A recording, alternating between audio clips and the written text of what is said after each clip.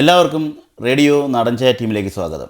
അയർലൻഡിലെ പ്രധാനപ്പെട്ട ഓർഗനൈസേഷനുകളെ നമ്മുടെ ശ്രോതാക്കൾക്കും അതുപോലെ പ്രേക്ഷകർക്കും, നമ്മുടെ സോഷ്യൽ മീഡിയ ഫോളോ ചെയ്യുന്ന പ്രേക്ഷകർക്കും പരിചയപ്പെടുത്തുക എന്ന ഉദ്ദേശത്തോടു കൂടി ചെയ്യുന്ന ഇൻ്റർവ്യൂസിൻ്റെ ഭാഗമായിട്ടുള്ള ഒരു സെഷനിലേക്കാണ് നമ്മൾ കടക്കുന്നത്. നമ്മളോടൊപ്പം ഉള്ളത് അയർലൻഡിൻ്റെ കലാ, സാംസ്കാരിക, സാമൂഹിക, തൊഴിൽ മേഖലകളിൽ വ്യക്തിമുദ്ര പതിപ്പിച്ച ഒരു വ്യക്തിത്വമാണ്. തൊഴിൽ മേഖല എന്ന് പറയുമ്പോൾ തന്നെ നിങ്ങൾക്കെല്ലാവർക്കും ഒരു മുഖം പെട്ടെന്ന് ഓർമ്മയിലേക്ക് വന്ന് കാണും. നിങ്ങളുടെ ഊഹം വളരെയധികം ശരിയാണ്. വേറെ ആരുമല്ല, അത് വർഗീസ് ജോയി തന്നെയാണ്. MNAയുടെ നാഷണൽ കൺവീനറായ വർഗീസ് ജോയിയാണ് നമ്മളോടൊപ്പം ഉള്ളത്. അപ്പോൾ വർഗീസ്, നാടൻചായ റേഡിയോയുടെ ഈ ഇൻ്റർവ്യൂവിലേക്ക് സ്വാഗതം. Thank you. ആദ്യം തന്നെ മലയാളികളുടെ ഇടയിലെ ഒരു പുതിയ സംരംഭമായ നാടൻ ചായ എന്ന റേഡിയോയ്ക്ക് എല്ലാവിധ ആശംസകളും നേരുന്നു. തീർച്ചയായിട്ടും നമുക്ക് ഒരു എൻ്റർടൈൻമെൻറ്റും ഇൻഫർമേഷനൊക്കെ പ്രൊവൈഡ് ചെയ്യുന്ന ഒരു മീഡിയം ആവശ്യമുണ്ട്. കാരണം മലയാളികളുടെ എണ്ണം വളർന്നുകൊണ്ടിരിക്കുകയാണ്. പിന്നെ അതിൻ്റെ ലോഞ്ചിങ് സമയത്ത് തന്നെ ഞങ്ങൾക്ക് മൈഗ്രൻ്റ് നഴ്സസ് അയർലൻഡിന് ഒരു സ്പേസ് തന്നതിന് അതിൻ്റെ ടീമിനോട്, എല്ലാ ടീം അംഗങ്ങളോടും നന്ദി പറയുന്നു. Thank you Varghese, thank you so much for nice words. Varghese, നമുക്ക് ഇതൊരു ഇൻ്റർവ്യൂ ആയിട്ടൊന്നും കൂട്ടുണ്ട്, ഒരു കോൺവെർസേഷണൽ ഒക്കേഷൻ. നമ്മളെ ശ്രോതാക്കൾക്ക് MNA എന്താണെന്ന് അറിയാനുള്ള, എല്ലാവർക്കും അറിയാമായിരിക്കും, കൂടുതൽ വിവരങ്ങൾ കിട്ടാനും ഇനി അറിയാത്തവർക്ക് അറിയാനുമുള്ള ഒരു അവസരമായിട്ടാണ്. അപ്പോൾ വർഗീസ്, MNA എന്താണെന്ന് തന്നെ പറഞ്ഞു തുടങ്ങിക്കോളൂ. എന്താണ് MNA, എങ്ങനെയാണ് ഇത് രൂപീകരണത്തിൻ്റെ കാരണം? മൈഗ്രൻ്റ് നഴ്സസ് അയർലൻഡ് അതൊരു പൊതുസംഘടനയാണ്. പൊതുസംഘടന എന്ന് ഞാൻ പറയുമ്പോൾ എല്ലാ പ്രവാസികളായ നഴ്സുമാർക്കും വന്ന് പ്രവർത്തിക്കാനും വിവിധ ഉത്തരവാദിത്തങ്ങൾ എടുക്കാനും കഴിയുന്ന ഒരു സംഘടനയാണ്. മറ്റ് യാതൊരു വർണ്ണവർഗ രാഷ്ട്രീയ വ്യത്യാസങ്ങളില്ലാതെ ആർക്കും, ഏത് പ്രവാസി എന്ന് പറയുമ്പോൾ ഇതൊരു ഇന്ത്യൻ സംഘടനയല്ല. കാരണം ഞങ്ങളുടെ സെൻട്രൽ കമ്മിറ്റിയിൽ തന്നെ ഒരു ഫിലിപ്പിനോയും ഒരു ആഫ്രിക്കൻ പ്രതിനിധിയുണ്ട്. അപ്പോൾ ഏത് രാജ്യക്കാരും, ഇപ്പോൾ ഞങ്ങൾക്ക് സൗത്ത് ആഫ്രിക്കൻ മെമ്പേഴ്സ് ഉണ്ട്, അതുപോലെ തന്നെ ക്രൊയേഷ്യ എന്നുള്ള മെമ്പേഴ്സ് ഉണ്ട്, ആ രീതിയിൽ. അപ്പോൾ അത് 2020 നവംബറിലാണ് ഞങ്ങളത് സ്റ്റാർട്ട് ചെയ്യാൻ കാരണം, ഇപ്പോൾ നേരത്തെ സുല്ലേട്ടൻ പറഞ്ഞ പോലെ അയർലൻഡിലെ സാമൂഹ്യ രംഗങ്ങളിൽ ഞങ്ങൾ പല രീതിയിൽ പ്രവർത്തിച്ച് വരികയായിരുന്നു. അപ്പോൾ ആ സമയത്താണ് വിവിധ പ്രശ്നങ്ങൾ ഈ പറയുന്ന പ്രവാസി നഴ്സുമാർക്ക് ഉണ്ടെന്ന് നമുക്ക് മനസ്സിലായത്. അപ്പോൾ അത് അവർക്ക് കൃത്യമായിട്ട് കാര്യങ്ങൾ, ട്രേഡ് യൂണിയനൊക്കെ ഉണ്ടെങ്കിലും അവർക്കത് കൃത്യമായിട്ട് അത് മുന്നോട്ട് കൊണ്ടുവരാൻ ഉള്ളൊരു മീഡിയം ഇല്ലായിരുന്നു. ഇപ്പോൾ ട്രേഡ് യൂണിയൻ ഐറിഷ് ട്രേഡ് യൂണിയനാണ്. അപ്പോൾ അവർക്കൊരു ബ്രിഡ്ജിങ് ഗ്യാപ്പ്, ഒരു കമ്മ്യൂണിക്കേഷൻ ഗ്യാപ്പ്, അപ്പോൾ അത് ബ്രിഡ്ജ് ചെയ്യാനാണ് നമ്മൾ തുടങ്ങിയത്. അപ്പോൾ അത് അന്നത്തെ ഇന്ത്യൻ അംബാസഡറും അതുപോലെ തന്നെ INMO എന്നുള്ള ട്രേഡ് യൂണിയനായിട്ട് ഒരു എഴുതപ്പെട്ട കരാർ ഒപ്പിട്ടതിന് ശേഷമാണ് നമ്മൾ തുടങ്ങിയത്. ഓക്കെ, അപ്പോൾ അതായത് മൈഗ്രൻ്റ് നേഴ്സസ് അയർലൻഡ് എന്ന് പറയുന്നത് ശരിക്കും ഇന്ത്യൻ നേഴ്സുമാരുടെ മാത്രമല്ല, മൈഗ്രേറ്റ് ചെയ്ത് അയർലൻഡിൽ എത്തിയിരിക്കുന്ന എല്ലാ നേഴ്സുമാർക്കും കൂടെ ഉള്ള സംഘടനയാണ്. അതിൽ ആരൊക്കെ വന്നിട്ടുണ്ട് അവരെല്ലാം ഉൾപ്പെടും. ഓക്കെ. അത് പറയുമ്പോൾ തന്നെ ഇന്ത്യൻ നേഴ്സസ് ആണ് സ്വാഭാവികമായിട്ടും കൂടുതൽ. കാരണം ഈ കഴിഞ്ഞ 2 മാസം മുമ്പ് നേഴ്സിംഗ് ബോർഡ് പുറത്തുവിട്ട സ്റ്റേറ്റ് ഓഫ് രജിസ്റ്റർ എന്ന് പറഞ്ഞൊരു ഡോക്യുമെൻ്റ് ഉണ്ട്. അതിലാണ് 89,000 നേഴ്സുമാർ ഇവിടെ രജിസ്റ്റേർഡാണ്. അതിൽ 18,400 പേര് ഇന്ത്യക്കാരാണ്. സ്വാഭാവികമായിട്ടും ഏറ്റവും കൂടുതലുള്ള ആളുകൾ മലയാളികളാണ്. പിന്നീട് 2ാം സ്ഥാനം വരുന്നത് ഫിലിപ്പിനോസാണ്, 7,000 പേര്. അപ്പോൾ ആ ഒരു വ്യത്യാസമുണ്ട്. അപ്പോൾ മലയാളികൾ അല്ലെങ്കിൽ ഇന്ത്യക്കാരാണ് ഏറ്റവും കൂടുതൽ. പിന്നെ വരുന്നത് നൈജീരിയ 900, അത് കഴിഞ്ഞാൽ സിംബാബ്വെ 600. ഇവരാണ് മേജർ ഉള്ളത്. അപ്പോൾ സ്വാഭാവികമായിട്ടും എല്ലാവരെയും ഉൾക്കൊള്ളുമ്പോൾ തന്നെ അതിൽ ഇന്ത്യക്കാരാണ് കൂടുതലുള്ളത്. ഈ INMO എന്നൊരു സംഘടന ഇവിടെ ഉണ്ട്, Irish nurses and midwifery organisation. അപ്പോൾ ഇത് INMO പോലെ തന്നെയുള്ളൊരു സംഘടനയാണോ, അത് INMOയുടെ സബ്സിഡറി ആയിട്ട് വർക്ക് ചെയ്യുന്ന സംഘടനയാണോ? അല്ല, ഇത് രണ്ടുമല്ല. INMOയോട് സഹകരിച്ച് പ്രവർത്തിക്കുന്ന സംഘടന. INMO ഒരു ട്രേഡ് യൂണിയനാണ്, ഞങ്ങളൊരു സംഘടനയാണ്, ഒരു പ്രവാസ സംഘടനയാണ്. അപ്പോൾ രണ്ട് സ്ട്രക്ചറാണ്. INMO ഇവിടുത്തെ രജിസ്റ്റേർഡ് ട്രേഡ് യൂണിയനാണ്, അതേസമയത്ത് ഒരു ഓർഗനൈസേഷനാണ്, ഒരു പ്രവാസ സംഘടന. പക്ഷേ ഇത് തമ്മിൽ പ്രവർത്തിക്കാൻ ഞങ്ങൾ തമ്മിലൊരു കരാർ ഒപ്പിടാൻ കാരണം, ഇപ്പോൾ അതെങ്ങനെ വർക്ക് ചെയ്യുന്നത് വെച്ചാൽ, ഇപ്പോൾ നമ്മളൊരു അംഗത്തിനൊരു പ്രശ്നം വന്നാൽ സാധാരണഗതിയിൽ ഈ അംഗം തൊട്ടടുത്തുള്ള ഒരു INMO റെപ്പിനെ കോൺടാക്ട് ചെയ്യണം. തീർച്ചയായും. ഇപ്പോൾ നമുക്കുള്ള സംവിധാനം, നമുക്കല്ലെങ്കിൽ അവർ തന്നിരിക്കുന്ന ഒരു പ്രിവിലേജ് എന്താണെന്ന് വെച്ചാൽ, നമ്മുടെ ഒരു മെമ്പർക്ക് ഒരു പ്രശ്നം വന്നാൽ നമ്മൾക്ക് ഒന്നുകിൽ ഇമെയിൽ ചെയ്യും, അല്ലെങ്കിൽ നമ്മളെ വിളിച്ച് പറയും. നമ്മൾ ആ വിഷയം പിന്നെ INMOയുടെ നാഷണൽ ഡെപ്യൂട്ടി ജനറൽ സെക്രട്ടറിക്ക് ഫോർവേഡ് ചെയ്യും. അപ്പോൾ നമ്മുടെ ഒരു അംഗത്തിൻ്റെ പ്രശ്നം ഈ പറയുന്ന INMOയുടെ ഏറ്റവും തലപ്പത്തുള്ള ആളെ അറിയിച്ച് അയാളത് ലോക്കലി ഇടപെട്ട്, അപ്പോൾ സംഭവിക്കുന്നത് എന്താണെന്ന് വെച്ചാൽ, നമ്മൾ സാധാരണ കോൺടാക്ട് ചെയ്യുന്നതിനേക്കാൾ കൂടുതൽ ഒരു എഫക്റ്റീവായിട്ട് ആ വിഷയത്തിൽ INMOയുടെ ഒരു ശ്രദ്ധ നമുക്ക് കിട്ടും. Okay okay. എനിക്ക് തോന്നുന്നു ഇവിടെ വന്ന നേഴ്സുമാരൊക്കെ പ്രത്യേകിച്ചും മലയാളികൾ നാട്ടിലെ ട്രേഡ് യൂണിയനുകളൊക്കെ കണ്ടുവരുന്നുണ്ടായിരിക്കും. യൂണിയനിലേക്ക് ചേരാനായിട്ട് വെറുതെ പൈസ കൊടുക്കുകയാണ്, അന്നൊരു ഫീലുണ്ടോ? അതോ അങ്ങനെ തോന്നിയിട്ടുണ്ടോ? അങ്ങനെയുണ്ട്. അങ്ങനെയുള്ള ഇപ്പോൾ നമ്മൾ പൊതുവേ കേരളത്തിൽ നിന്ന് വരുന്നവർക്ക് തൊഴിലാളി യൂണിയനുകളും അല്ലെങ്കിൽ ഈ പറയുന്ന സംഘടനകളും കുറച്ചും കൂടി പൊളിറ്റിക്കലായ വ്യൂസൊക്കെ ഉള്ള ആളുകളാണെങ്കിൽ പോലും ഈ പറയുന്ന ഇപ്പോൾ വേറെ രാജ്യത്ത് വരുമ്പോൾ അവിടുത്തെ യൂണിയനിൽ പ്രവർത്തിച്ചാൽ എന്തെങ്കിലും കുഴപ്പമുണ്ടാവും ചിന്തിക്കുന്ന ഒരാൾ. പക്ഷേ അത് വളരെ തെറ്റായൊരു ചിന്താഗതിയാണ്. കാരണം ഇപ്പോൾ ഇവിടെ ശ്രദ്ധിച്ചാൽ നിങ്ങൾക്കറിയാം, എല്ലാ മേഖലകളിലും ഐറിഷുകാരെല്ലാവരും യൂണിയനിൽ സജീവമാണ്. അതിപ്പോൾ ബിൽഡിംഗ് കൺസ്ട്രക്ഷൻ വർക്കാണെങ്കിലും, കെയർ അസിസ്റ്റന്റുമാരാണെങ്കിലും, ഫിസിയോതെറാപ്പിസ്റ്റ് ആണെങ്കിലും, മെഡിക്കൽ കൺസൾട്ടൻറ്റുമാരാണ്, ഡോക്ടേഴ്സ്, എല്ലാവരും തൊഴിലാളി യൂണിയൻ പിന്നെ ട്രേഡ് യൂണിയൻ സജീവമാണ്. അതുകൊണ്ട് അങ്ങനെ ഒരു വ്യൂ ഉള്ള ആളുകളുണ്ട്. പക്ഷേ അത് മാറ്റാനാണ് നമ്മൾ ശ്രമിക്കുന്നത്. ഈ ഒരു തൊഴിലാളി യൂണിയനുകളും ഇന്ത്യക്കാരും അല്ലെങ്കിൽ മൈഗ്രൻസും തമ്മിലുള്ള ഒരു ബോണ്ട് അല്ലെങ്കിൽ ഒരു ബ്രിഡ്ജ് ചെയ്യാനാണ് നമ്മൾ ശ്രമിക്കുന്നത്. അങ്ങനെ ചെയ്തുകൊണ്ട് അവർക്ക് പ്രൊട്ടക്ഷൻ ലഭിക്കുകയുള്ളൂ, യാതൊരു വിധത്തിൽ അവരെ നെഗറ്റീവായി ബാധിക്കുന്ന ഒരു കാര്യമല്ല. അപ്പോൾ പ്രൊട്ടക്ഷൻ ലഭിക്കുമെന്ന് പറയുന്നുണ്ടെങ്കിലും നമുക്ക് എന്തിന് യൂണിയനിൽ ചേരണം എന്ന് ഞാനിപ്പോൾ ആലോചിച്ച് ഒരു നേഴ്സ് എന്ന രീതിയിൽ ഒരാളിങ്ങനെ ചിന്തിക്കുക, ഞാൻ എന്തിന് യൂണിയനിൽ ചേരണം? ആ ചോദ്യത്തിന് വർഗീസിൻ്റെ ഉത്തരം എന്തായിരിക്കും? അതെ, അത് രണ്ട് കാര്യങ്ങളാണ്. ഒന്ന് ഇൻഡിവിജ്വൽ ലെവലിൽ ഇപ്പോൾ നമുക്കൊരു പ്രശ്നങ്ങൾ വരുന്നു. ഇപ്പോൾ ഞാൻ ഏതൊരാൾക്കും ഇപ്പോൾ ഈ അയർലൻഡിൽ വളരെ ലിറ്റിഗേഷൻ, ഇപ്പം നിയമപ്രശ്നങ്ങൾ വളരെ സജീവമാണ് ആരോഗ്യ മേഖലയിൽ. ഇപ്പോൾ ഒരു നഴ്സിൻ്റെ ഭാഗത്ത് നിന്ന് ഒരു തെറ്റ് സംഭവിച്ചാൽ അതൊരു പക്ഷേ അത് കോർട്ടിലേക്ക് റെഫർ ചെയ്യപ്പെടാം, അല്ലെങ്കിൽ നഴ്സിംഗ് ബോർഡിൽ ഫിറ്റ്നസ് ടു പ്രാക്ടീസ് റെഫർ. അപ്പോൾ നമുക്ക് സോളിസിറ്റർ ആവശ്യമുണ്ട്. അതിനൊക്കെ വലിയ ചിലവാണ് ഇവിടെ. ഇപ്പോൾ സോളിസിറ്റർമാരെയൊക്കെ സമീപിച്ചുള്ള ആളുകൾക്കറിയാം ഭയങ്കര ചിലവേറിയൊരു ഇതാണ്. ഇപ്പോൾ INM ഫിറ്റ്നസ് ടു പ്രാക്ടീസിൽ യൂണിയൻ മെമ്പർഷിപ്പ് ഇല്ലാത്ത ഒരാൾക്ക് ഇപ്പോൾ ഹൈക്കോർട്ട് വരെ ആ കേസ് എത്തും. അങ്ങനെ എത്തിക്കഴിഞ്ഞാൽ ഏറെക്കുറെ ഒരു 1 ലക്ഷം യൂറോളം ചിലവ് കണക്കാക്കപ്പെടുന്നുണ്ട് നമ്മൾ സ്വന്തമായിട്ട് ഒരു കേസ് വാദിച്ച് ഫിറ്റ്നസ് ടു പ്രാക്ടീസ് വാദിച്ച് വരണമെങ്കിൽ. അപ്പോൾ ആ സാധനം നമുക്ക് ഈ ട്രേഡ് യൂണിയൻ നമുക്കത് തരും.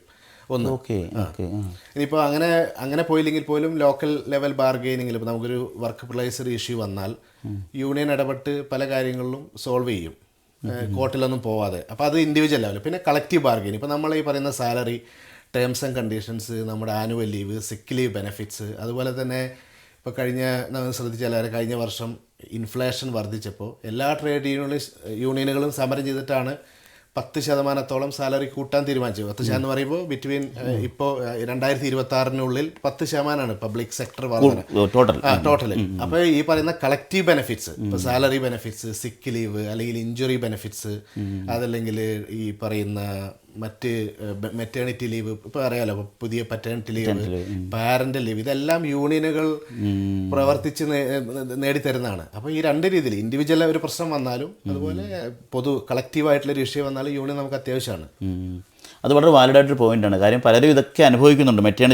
എനിക്കൊന്ന് മെറ്റേണിറ്റി ലീവ് എക്സ്റ്റെൻഡ് ചെയ്തായിരുന്നു, നമ്മൾക്ക് വന്നതിന് ശേഷം എക്സ്റ്റെൻഡ് ചെയ്തു. പിന്നെ ഈ പെറ്റേണിറ്റി ലീവ് വന്നു, പേരൻ്റൽ ലീവ്സിന് കുറേ ചേഞ്ചസ് വന്നു. ഇതെല്ലാം ഇതിൻ്റെ പിന്നിൽ ഈ ട്രേഡ് യൂണിയനും അല്ലെങ്കിൽ അതുമായി ബന്ധപ്പെട്ടുള്ള സംഘടനകളും ഉണ്ട് എന്നുള്ളത് ദയവായി ഇവിടുത്തെ എല്ലാ വർക്കേഴ്സും അറിഞ്ഞിരിക്കണം. അത് ശരിയാണ്, നല്ലൊരു കാര്യമാണ്. അതുകൊണ്ട് ഒരു യൂണിയൻ മെമ്പർഷിപ്പ് ഉണ്ടല്ലോ, ശരിക്കും പറഞ്ഞാൽ ഒരു ശരാശരി മലയാളി, ഞാൻ ജനറലൈസ് ചെയ്ത് പറയല്ല, എങ്കിലും ആൾ ചിന്തിക്കുന്നത് ഇങ്ങനെയായിരിക്കും. അവർക്കൊരു പ്രശ്നം വരുമ്പോൾ, നഴ്സിംഗ് ഹോമിലാവട്ടെ ഹോസ്പിറ്റലാവട്ടെ, എന്തെങ്കിലും ഒരു ഇഷ്യൂ വരുമ്പോൾ, അപ്പോൾ ഈ മാനേജ്മെൻറ്റ് ഒരു ഡിസിപ്ലിനറി മീറ്റിങ്ങോ അല്ലെങ്കിൽ ഇൻസിഡൻറ്റ് റിപ്പോർട്ട് മീറ്റിങ്ങോ ഒക്കെ വിളിക്കുമ്പോൾ ചിലപ്പോൾ അവർ പറയും ഒരു യൂണിയൻ റിപ്പോർട്ട് വരൂ. അപ്പോഴായിരിക്കും ഒരു യൂണിയനെ കുറിച്ച് ചിന്തിക്കുന്നത്. അപ്പോൾ ഒരു മെമ്പർ അല്ലെങ്കിലും ആ സമയത്ത് കോൺടാക്ട് ചെയ്ത INM സഹായിക്കുമോ? ഇല്ല, അവിടെയാണ് പ്രശ്നം. അതായത് യൂണിയനുകളുടെ പൊതുവായൊരു പോളിസിയാണ്, ഈ ഹിസ്റ്റോറിക്കൽ ഇഷ്യൂസ് അവരെടുക്കില്ല. ഇപ്പോൾ പ്രശ്നം വന്നു, ആ പ്രശ്നം വന്നതിന് ശേഷം മെമ്പർഷിപ്പ് എടുത്താൽ ആ പ്രശ്നത്തിൽ ഇടപെടാൻ അവർക്ക് ബാധ്യതയില്ല.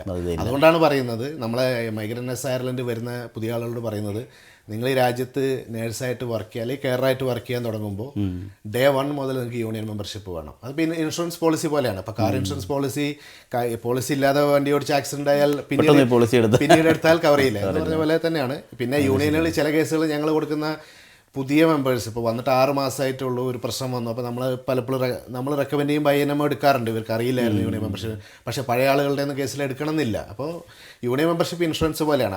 അത് പ്രശ്നം വരുന്നതിന് മുമ്പ് എടുത്തു വയ്ക്കേണ്ട ഒരു സാധനമാണ്. അല്ലാതുള്ള അവസരങ്ങൾ സാഹചര്യങ്ങൾ ഉണ്ടായിട്ടുണ്ടോ? ഫോർ എക്സാമ്പിൾ ഇപ്പോൾ എനിക്ക് മെമ്പർഷിപ്പിൽ എങ്ങനെയല്ല എൻ്റെ കാര്യത്തിൽ ഇടപെടണം, എനിക്ക് വേറെ അങ്ങനെ വന്നിട്ടുണ്ടോ? പിന്നെ ഇഷ്ടംപോലെ വന്നിട്ടുണ്ട്. അപ്പോൾ എങ്ങനെ നിങ്ങൾ സോൾവ് ചെയ്യുക? ഞങ്ങളത് INMOയ്ക്ക് റെക്കമെൻഡ് ചെയ്യും. പ്രത്യേകിച്ച് പുതിയ ആളൊക്കെയാണെങ്കിൽ നമ്മൾ പറയും. ഇപ്പോൾ ഒരു 4 മാസമൊക്കെ ആയ ആളുകൾക്കൊക്കെ ഡിസിപ്ലിനറി ഇഷ്യൂസ് വരാറുണ്ട്, പ്രത്യേകിച്ച് നഴ്സിംഗ് ഹോമുകളിലൊക്കെ. അപ്പോൾ നമ്മൾ പറയും ഇങ്ങനെ ഒരു മെമ്പർഷിപ്പ് എടുക്കാൻ തയ്യാറാണ്, ഈ കുട്ടി ഇദ്ദേഹത്തിന് അറിയില്ലായിരുന്നു എന്നൊക്കെ പറയുമ്പോൾ അവർ ചിലപ്പോൾ പരിഗണിക്കാറുണ്ട്. ചില കേസുകളിൽ പരിഗണിക്കാറുണ്ട്. ചില കേസുകളിൽ ആ കേസിൻ്റെ പിന്നെ ഇപ്പോൾ നഴ്സിംഗ് ബോർഡിൽ അവർ ഹെൽപ്പ് ചെയ്യും. എംപ്ലോയറായിട്ട് ചിലപ്പോൾ അവർക്ക് എടുക്കാൻ പറ്റില്ല. അങ്ങനെ അത് അവർ പിന്നെ INMOയുടെ എക്സിക്യൂട്ടീവ് കൗൺസിലിന് റെഫറിന് കൊടുക്കും. എക്സിക്യൂട്ടീവ് കൗൺസിലിൽ ഞാനുണ്ട്. ഞങ്ങളെ ട്രീസ് ഞങ്ങൾ 4 പേര് ജയിച്ചിട്ടുണ്ട്. അപ്പോൾ അത് അവിടെ റിവ്യൂ ചെയ്യുമ്പോൾ അവിടെയും നമുക്ക് പറയാനുള്ള അവസരമുണ്ട്. പക്ഷേ അത് എക്സിക്യൂട്ടീവ് കൗൺസിലിൽ തീരുമാനിച്ചിട്ട് എടുക്കണോ എടുക്കണ്ടേന്ന് തീരുമാനിക്കും. പക്ഷേ അത് ആ ഒരു കോംപ്ലിക്കേഷൻ ഒഴിവാക്കാൻ ഏറ്റവും വേണ്ടത് നേരത്തെ ആദ്യം തന്നെ എടുക്കുന്നതാണ് ആ ഒരു പ്രൊട്ടക്ഷൻ. INMOയുടെ മെമ്പർഷിപ്പ് ഫീ എത്രയാണ്? INMOയുടെ മെമ്പർഷിപ്പ് ഫീസ് ഏകദേശം €20 ആണ്. 20 HSCയിൽ കുറച്ച് കൂടുതലാണ്. €299 പെർ ഇയർ ആണ്. അതിന്റെ പെർ മന്ത് വെച്ചിട്ട് അത് സാലറിയിൽ നിന്ന് തന്നെ ഡയറക്റ്റ് ആയി പോകുന്ന അവസ്ഥയുണ്ട്. അല്ലെങ്കിൽ നമുക്ക് ബാങ്കിൽ നിന്ന് ഡയറക്റ്റ്. എനിക്ക് സാലറിയിൽ നിന്ന് ഡയറക്റ്റ് ആവുന്ന പൈസ ടാക്സബിൾ അല്ല, ടാക്സ് എക്സംഷൻ ഉള്ളതാണ്. അപ്പോൾ അതിന്റെ ഒരു 20% കൂടെ കിട്ടും. നമ്മളിങ്ങനെ €10 കൊടുത്താൽ €8 പോകുന്നുള്ളൂ കൂട്ടിയാൽ അത് പലർക്കും അറിയാത്തൊരു കാര്യം കൂടിയാണ്. അതുപോലെ ഈ INMO മെമ്പർഷിപ്പ് ഉള്ള ഒരാൾ അവരും MNI മെമ്പർ ആവണമെന്നുണ്ടോ? നിങ്ങൾക്ക് ഉണ്ട്, എന്നാൽ മാത്രം നിങ്ങളുടെ സപ്പോർട്ട് കിട്ടുള്ളൂ. നമ്മുടെ മെമ്പർഷിപ്പ് ഫ്രീ ആണ്.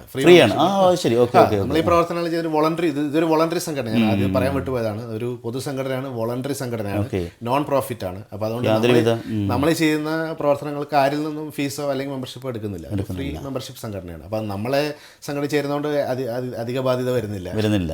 ഓക്കെ.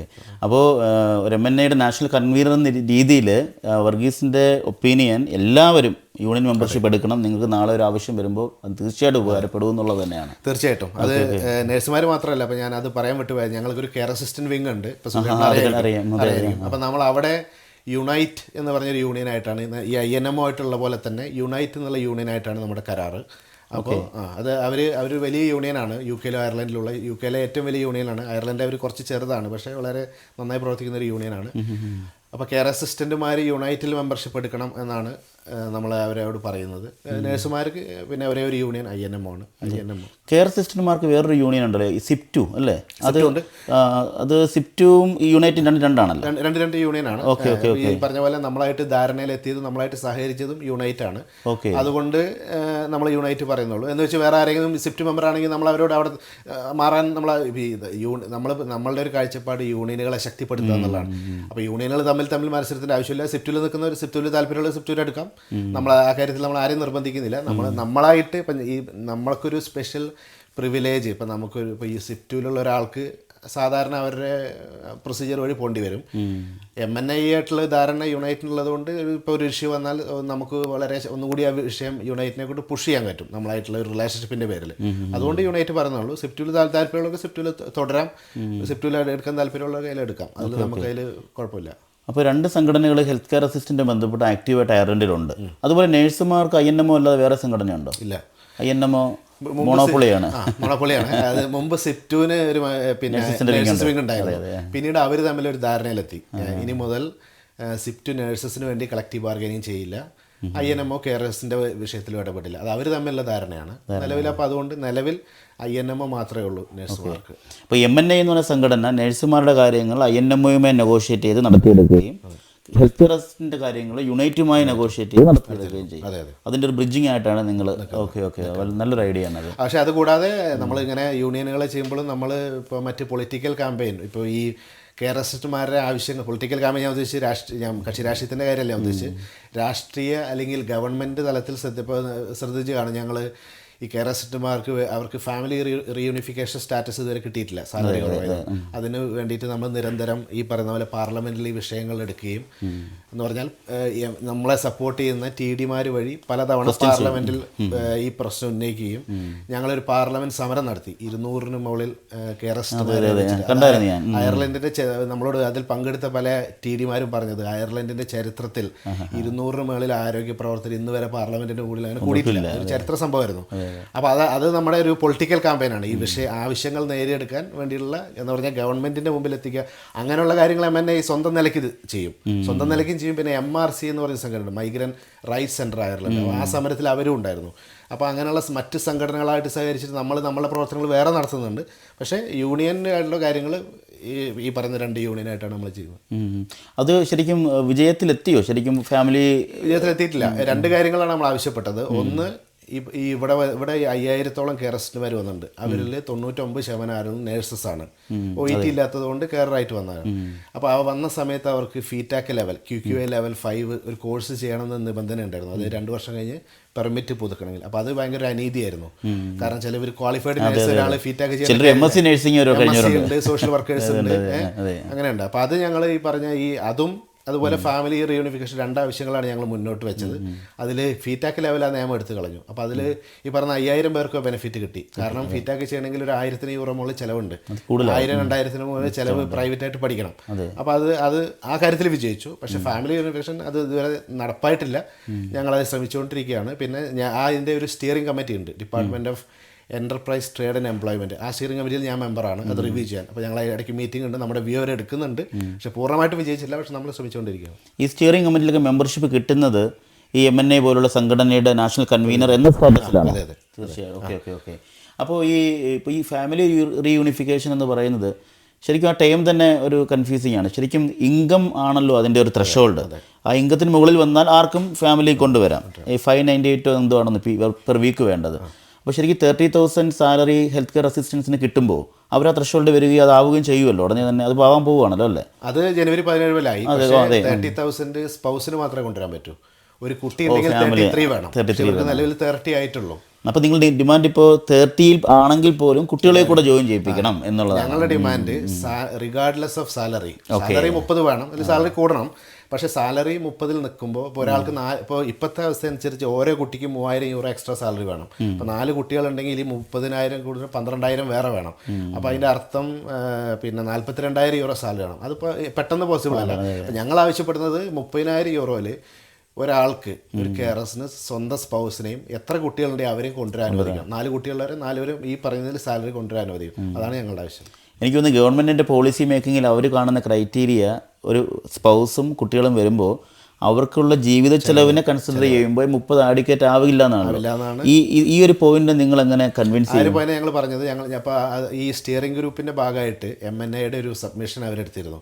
അപ്പോൾ ചിലപ്പോൾ കഴിഞ്ഞ ദിവസം ഞങ്ങളൊരു വാർത്ത കൊടുത്തിരുന്നു. അത് കഴിഞ്ഞിട്ട് സബ്മിഷൻ ഞങ്ങൾ കൊടുത്തതിന് ശേഷം ഡിപ്പാർട്ട്മെൻറ്റ് ഹയർ ഒഫീഷ്യൽസായിട്ട് ഞങ്ങൾ, അതായത് ഡിപ്പാർട്ട്മെൻറ്റ് വർക്ക് പെർമിറ്റ് ഹെഡ് ഒരു ലേഡി ഉണ്ടായിരുന്നു, അവർ പേരെയും വിട്ടുപോയി, അവരൊക്കെ മീറ്റിങ്ങിലുണ്ടായിരുന്നു.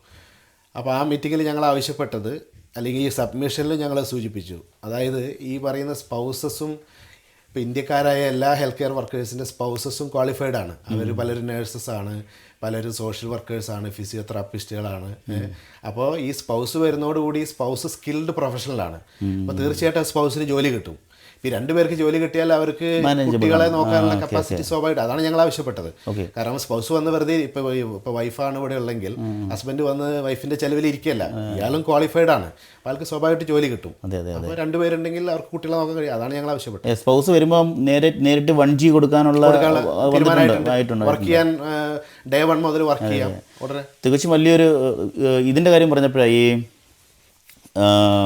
ഫീറ്റാക്ക് ലെവൽ 5 എടുത്തു കളയുന്ന ആ ഒരു സംഭവം, അത് വലിയൊരു മാറ്റം അവർക്ക് ഉണ്ടാക്കുക. ശരിക്കും കാര്യം എന്ന് വെച്ചാൽ ഒന്നാമത് കഷ്ടപ്പാടാണ്, അതിൻ്റെ ഇടയ്ക്കാണ് ഈ കാര്യങ്ങളൊക്കെ ഉള്ളത്. അപ്പോൾ സാമ്പത്തികമായിട്ടും സമയവും എല്ലാം വെച്ച് നോക്കുമ്പോൾ പിന്നെ കുറേയൊക്കെ ഓൺലൈനിലാണെങ്കിലും പിന്നെയും കുറേ ബുദ്ധിമുട്ടുകളാണ് ഉണ്ടായിരുന്നു. അത് വലിയൊരു നേട്ടമാണ് ചെയ്തത്. അപ്പോൾ ഈ നേട്ടങ്ങളുടെ കാര്യം എടുക്കുമ്പോൾ എനിക്ക് തോന്നുന്നു NMBയുടെ ആ ഡിസിഷൻ ലെറ്ററിൻ്റെ ആ ഇതുണ്ടല്ലോ, 6 months എന്നൊക്കെ ഉള്ളത് അല്ലേ? അതെ. അത് 2023 ഈ വർക്ക് പെർമിറ്റ് ഞങ്ങൾ തുടങ്ങിയ സമയത്ത് 2020 ഞങ്ങൾ തുടങ്ങിയത്. അപ്പോൾ 2021 വർക്ക് പെർമിറ്റ് ഡിലേ വന്നിരുന്നു. ടിപ്പിക്കൽ മാസങ്ങളോളം ഡിലേ വന്നു. അത് ഞങ്ങൾ INMO വഴി ഡിപ്പാർട്ട്മെൻറ്റിൽ ഉന്നയിച്ച് ഡിലേ മാറ്റിയിരുന്നു. അത് കഴിഞ്ഞ് 2023 വീണ്ടും വലിയ ഡിലേ വന്നു. മാസങ്ങളോളം 6 മാസങ്ങളൊക്കെ ഡിലേ വന്നു. അപ്പം ഞങ്ങൾ NMBA ആയിട്ട് ഒരു മീറ്റിംഗ് നടത്തി. NMBA ആയിട്ട് ഞങ്ങൾ അല്ലെങ്കിൽ എല്ലാ 3 മാസവും റിവ്യൂ മീറ്റിംഗ് ഉണ്ട്. നമ്മളൊരു സ്റ്റേക്ക് ഹോൾഡറായിട്ട് അവർ കാണുന്നുണ്ട്. കാരണം നമ്മളെ മെമ്പേഴ്സ് MNABയിൽ ജയിച്ചിട്ടുണ്ട്. ആദ്യത്തെ മിട്ടു ജയിച്ചിട്ടുണ്ട് നമ്മുടെ പ്രതിനിധിയായിട്ട്. ഇപ്പോൾ രണ്ടാമത് വീണ്ടും സോമി ആക്ച്വലി INMO കാൻഡിഡേറ്റ് ആണ്. പക്ഷേ MNAയും INMOയും സഹകരിച്ചിട്ടാണ് ഇലക്ഷൻ ചെയ്തത്. അപ്പോൾ നമുക്ക് 2 ബോർഡ് മെമ്പേഴ്സ് ഉണ്ട് ടെക്നിക്കലി. ഒരാൾ നമ്മളെ ഫുൾ മെമ്പറാണ്, ഒരാൾ INMOയുടെ കൂടി സഹകരണം, ഈ ഒരു നമ്മുടെ നാട്ടിലെ മുന്നണി എന്നൊക്കെ പറയുന്ന പോലെ അങ്ങനെ ജയിപ്പിച്ചാണ്. അപ്പോൾ അതുകൊണ്ട് തന്നെ NMB ആയിട്ട് നമുക്ക് നല്ല ബന്ധമുണ്ട്. അപ്പോൾ ആ ബന്ധത്തിൻ്റെ അടിസ്ഥാനത്തിൽ ഞങ്ങൾ മീറ്റിംഗ് നടത്തി ഞങ്ങൾ ആ വിഷയം ഉന്നയിച്ചു. അതായത് 6 മാസത്തോളം വർക്ക് പെർമിറ്റ് ചെയ്യുമ്പോൾ നേരത്തെ പറഞ്ഞ പോലെ OET എക്സ്പയർ ചെയ്യാവുന്നൊരു വിഷയമുണ്ട്. അപ്പോൾ അങ്ങനെ നമ്മൾ ആവശ്യപ്പെട്ടത് എക്സ്റ്റൻഷൻ കൊടുക്കണം എന്നുള്ളതാണ്. അതിൻ്റെ ഭാഗമായിട്ട് 3 മാസം എക്സ്റ്റൻഷൻ കൊടുത്തു. 3 മാസം എക്സ്റ്റൻഷൻ കൊടുത്തു. പിന്നെ ഡിസിഷൻ ലെറ്റർ പലർക്കും എക്സ്റ്റെൻഡ് ചെയ്ത് കൊടുത്തു. കേസ് ബൈ കേസ് റിവ്യൂ ചെയ്തു. ഡിസിഷൻ ലെറ്റർ കോവിഡ് സമയത്തും അവർ എക്സ്റ്റെൻഡ് ചെയ്തിരുന്നു.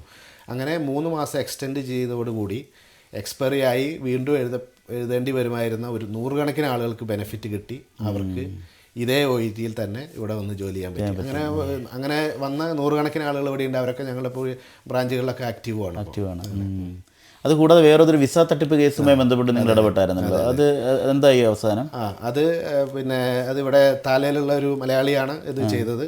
പേര് ഞാൻ പറയുന്നില്ല, പക്ഷേ വാർത്തയിലൊക്കെ വന്നതാണ്. അപ്പോൾ പുള്ളി 100 കണക്കിന് ഏകദേശം 1000-ഓളം പേരെ തട്ടിപ്പിലേരെയാണെന്നാണ് നമ്മൾ മനസ്സിലാക്കിയത്. അത് പുള്ളി ഫേക്ക് പിന്നെ വർക്ക് പെർമിറ്റും ജോബ് ഓഫർ ലെറ്ററൊക്കെ കൊടുത്തിട്ട് ലക്ഷക്കണക്കിന് യൂറോ നാട്ടിൽ നിന്ന് മേടിച്ചു. അപ്പോൾ അതിൽ പ്രശ്നം പറ്റിയതെന്ന് വെച്ചാൽ ഈ ഗവൺമെൻറ് കാണുന്നത് എല്ലാവരും തട്ടിപ്പിൻ്റെ ഭാഗമാണ്. അപ്പോൾ ഇങ്ങനെ വന്ന് അപ്ലൈ ചെയ്ത് എല്ലാവർക്കും 5 വർഷത്തേക്ക് വിസ ബാൻ കൊടുത്തു. അയർലൻഡിലേക്ക് വിസ കിട്ടില്ല. അപ്പോൾ ഞങ്ങൾ അവരായിട്ട് ഡൽഹിയിലുള്ള ഒരു 1-2 പേരാണ് ലീഡ് ചെയ്ത്. അവരായിട്ട് നമ്മൾ വാട്സപ്പ് ഗ്രൂപ്പ് ക്രിയേറ്റ് ചെയ്ത് അവരായിട്ട് മീറ്റ് ചെയ്ത്. ഇവിടുത്തെ ഒരു ലീഡിങ് ജേർണലിസ്റ്റ് ഉണ്ട്. അവരന്ന് ജേർണലായിരുന്നു, ഇപ്പോൾ അവൾ RTയിലായിരുന്നു. അവർക്ക് ഈ പ്രവാസി വിഷയങ്ങൾ വലിയ താല്പര്യമുള്ള ഒരാളാണ്. അപ്പോൾ പുള്ളിക്കാരിയെ കൊണ്ടുവന്ന് ഈമർ എന്ന് പുള്ളിക്കാരിയെ കൊണ്ടുവന്നിട്ട് ഞങ്ങൾ ഇവരായിട്ട് മീറ്റിംഗ് നടത്തി. അങ്ങനെ ഈമറിൻ്റെ നേതൃത്വത്തിലാണ് ഇത് ഗവൺമെൻറ്റിന് ഒരു പെറ്റീഷൻ തയ്യാറാക്കി. അതായത് നമ്മൾ MNAയുടെ പെറ്റീഷൻ തയ്യാറാക്കിയത് പറഞ്ഞത് ഈ പറയുന്ന ഉദ്യോഗാർത്ഥികൾ അവർ വിക്ടിംസാണ്, അവർ ഈ തട്ടിപ്പിൻ്റെ ഭാഗമല്ല എന്ന് നമ്മൾ ഗവൺമെൻറ്റിനെ ബോധ്യപ്പെടുത്തി. അതിൻ്റെ ഭാഗമായിട്ട് ഒരു 130-150 ഇടയിലുള്ള ഉദ്യോഗാർത്ഥികൾക്ക്, ഈ തട്ടിപ്പിലിരയായവർക്ക് വിസ ബാൻ ലിഫ്റ്റ് ചെയ്ത് കൊടുത്തു. അത് വലിയൊരു നേട്ടമായിരുന്നു ഞങ്ങളെ സംബന്ധിച്ച്. പക്ഷേ മറ്റേ ഈ പറയുന്ന തട്ടിപ്പ് നടത്തിയ ആളിപ്പോൾ കേരളത്തിൽ ജയിലിലാണ്. കൊച്ചിയിൽ പോയി കീഴടങ്ങിയ വാർത്ത കണ്ടു. സാമ്പത്തികമായിട്ട് പൈസ തിരിച്ചു കിട്ടുമെന്ന് അറിയില്ല. നമുക്ക് ചെയ്യാൻ കഴിയുന്ന കാര്യമില്ല. അത് കേരളത്തിലെ പോലീസും ഇന്ത്യയിലെ പോലീസും ചെയ്യേണ്ട കാര്യമാണ്. പക്ഷെ നമ്മളെ സംബന്ധിച്ച് ഈ പറയുന്ന 100-150 പേർക്ക് വിസ ബാൻ ലിഫ്റ്റ് ചെയ്ത് കൊടുത്തു. ഓക്കെ, അവർക്ക് ഇവിടെ എത്തിയിട്ടുണ്ടോ?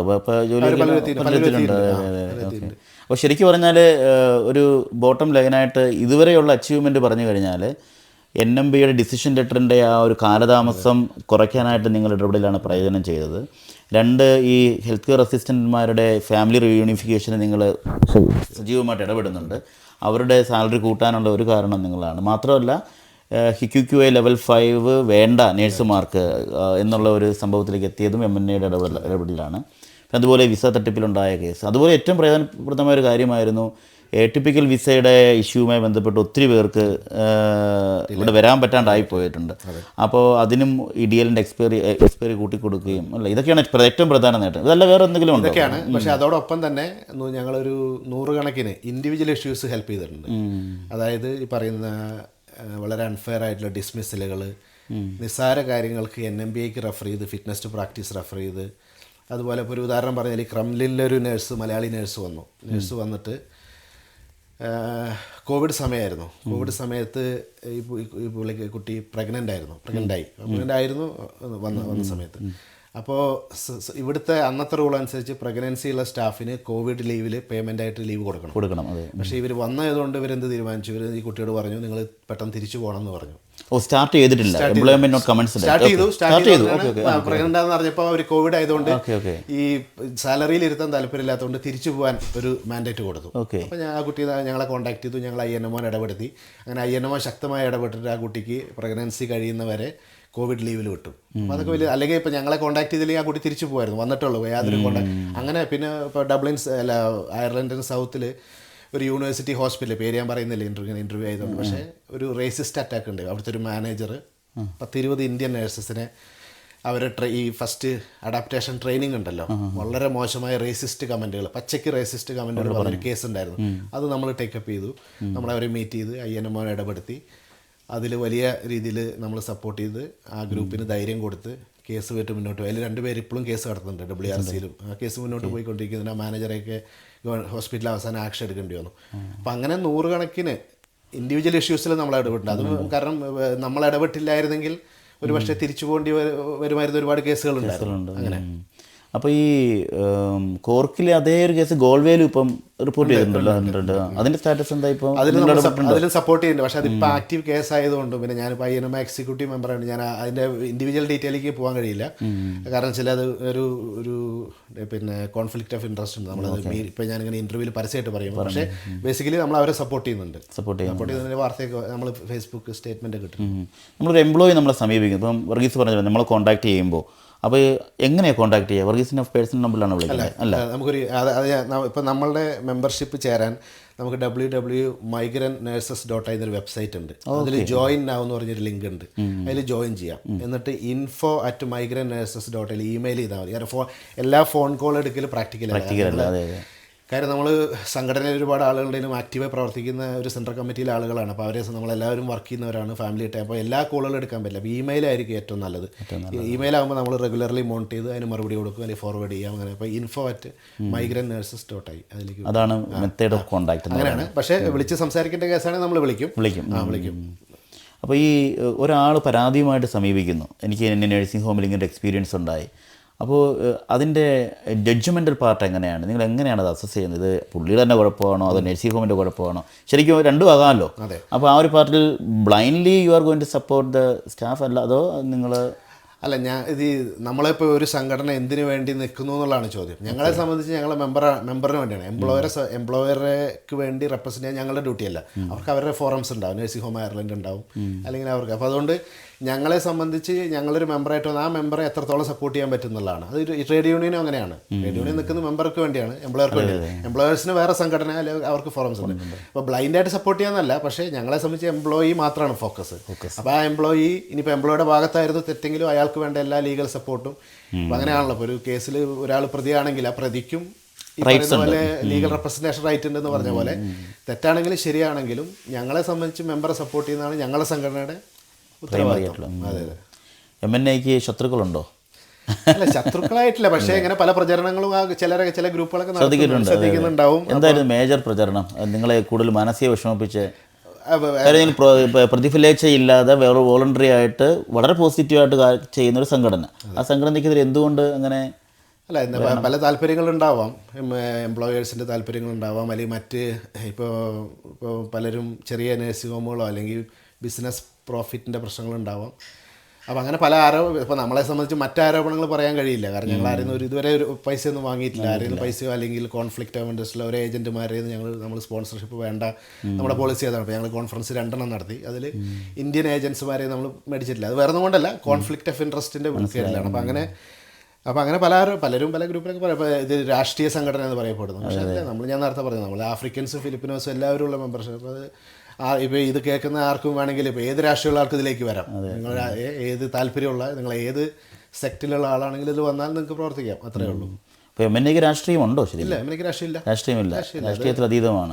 MNAയിലുള്ള പലർക്കും വ്യക്തിപര രാഷ്ട്രീയമാണ്. മിക്ക എല്ലാ മലയാളികൾക്കും തന്നെ എന്തെങ്കിലുമൊക്കെ രാഷ്ട്രീയം ഉണ്ടാവും. അത് MNA ആയിട്ട് ബന്ധമൊന്നുമില്ല. അപ്പോൾ എനിക്ക് എൻ്റെ രാഷ്ട്രീയമുണ്ട്, അത് പക്ഷേ MNA ആയിട്ട് ബന്ധമില്ല. അതിപ്പോൾ MNA വരുന്നതിന് മുമ്പ് നമുക്ക് രാഷ്ട്രീയം.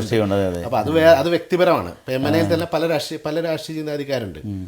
MNA ഒരു എല്ലാ മലയാളികളുടെയും സംഘടന ആയി മാറുന്നതിൽ വർഗീസിൻ്റെ രാഷ്ട്രീയം അല്ലെങ്കിൽ വർഗീസ് പ്രതിനിധി മറ്റ് സംഘടനകളുടെ രാഷ്ട്രീയം ബാധിച്ചിട്ടുണ്ടോ? അങ്ങനെ തോന്നിയിട്ടുണ്ടോ? ഇല്ല എന്നാണ് എനിക്ക് എൻ്റെ ബോധ്യം. കാരണം വെച്ചാൽ, പക്ഷേ ഞാൻ പറഞ്ഞു, അങ്ങനെ തെറ്റായ പ്രചാരണങ്ങൾ നടക്കുന്നുണ്ട്. പക്ഷേ നമ്മളതിനോട് പറയാൻ ശ്രമിക്കുന്നത് അതൊരു തെറ്റായ പ്രചരണമാണ്. ഞാനും കേട്ടിട്ടുണ്ടോ MNA അത് മറ്റേ CPM-മാരുടെ അല്ലെങ്കിൽ ക്രാന്തിയുടെ തുറന്ന് പറയാമല്ലോ, അങ്ങനെ കേട്ടിട്ടുണ്ട്, പറയാറുണ്ട്. പക്ഷെ ഈ സംഘടനയെ സംബന്ധിച്ച് അത് യാതൊരു ബന്ധവുമില്ല, എല്ലാവരുടെയുമാണ്.